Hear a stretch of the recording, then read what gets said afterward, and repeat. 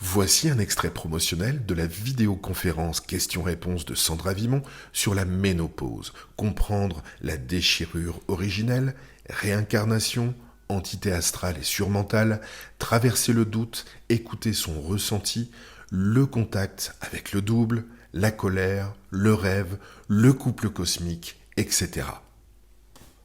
Vous pouvez vous la procurer en totalité sur le site web www.supramental.biz. Bonne écoute. C'est clair.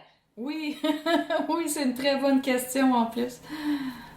Du coup, tu peux rebondir sur la déchirure? Oui, oui, La absolument. déchirure. Si on parle de la déchirure, en fait, tous les êtres sur la Terre, donc nous provenons tous du plan supramental. Donc, quand Bernard parlait de conscience solaire, on parle du plan supramental évidemment. Donc, notre conscience vient de ce plan-là. Ensuite, qu'est-ce qui s'est passé? Donc, pour sortir du plan supramental, donc il y a une partie de notre conscience qui est restée sur le plan supramental, puis une partie qui est descendue. Pour descendre d'un plan, donc pour créer un nouveau plan de conscience, on pourrait aussi le dire comme ça, il y a une partie qui doit quitter le plan supramental. Donc, une partie de notre conscience a quitté le plan supramental et descendu dans le plan surmental.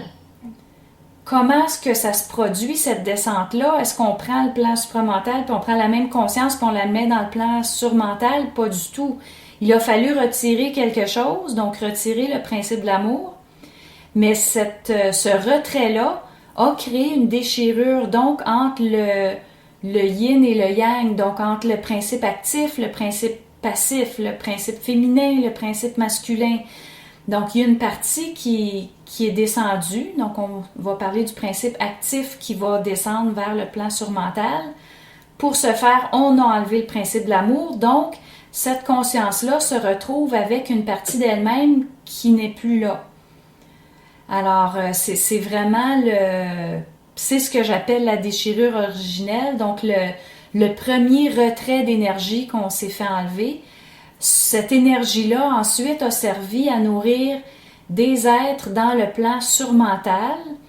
Si on ne veut pas occulter la chose, on va parler d'êtres extraterrestres.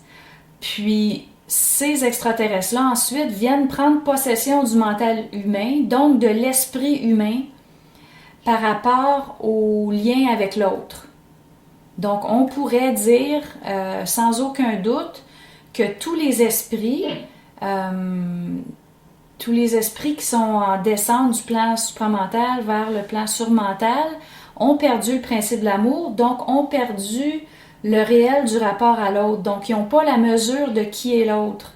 Ils ont une mesure d'eux-mêmes parce qu'ils ont l'intelligence, mais ils n'ont pas une idée totale de qui est l'autre.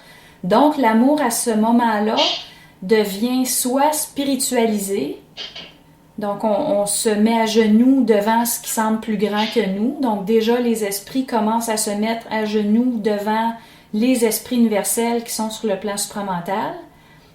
Ou bien, l'autre option, c'est au lieu de spiritualiser, ils vont prendre cet amour-là pour eux-mêmes. Donc là, on va parler d'orgueil, on va parler de perversion, on peut parler de pervers narcissique dans des cas plus extrêmes. Donc c'est vraiment un amour qui est pris pour eux-mêmes, d'où les garde-coques, j'ai raison, tu as tort, puis tous ces discours-là. Donc ce sont des discours qu'on peut tenir même quand l'ego est fusionné avec son esprit, parce que l'esprit, à ce moment-là, n'a pas la vision d'ensemble parce qu'il n'y a pas l'amour.